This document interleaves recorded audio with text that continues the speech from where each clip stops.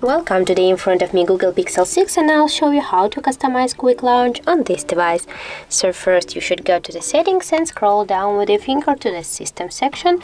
Right now go to the gestures and here you can see that we got the quick tap that's turned on right now. If you want to turn it off, just tap here on the switcher and we can just by tapping back of our phone twice we can take a screenshot, the play or pause our medias, the show notifications, we can open the apps, for example, we can choose one from the app, for example by the double tapping on your back of your phone we can open a Gmail, and now we'll check that. And as can you see, the Gmail really is turned on. So now we'll check. We also open quickly camera by press to our power button twice. As can you see, that's really work. Also we got here.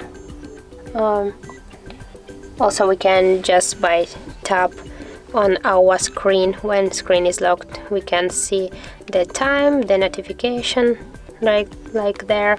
Also we can turn off this function. Also we can just press and hold by press and hold of the power button we can open the Google Assistant.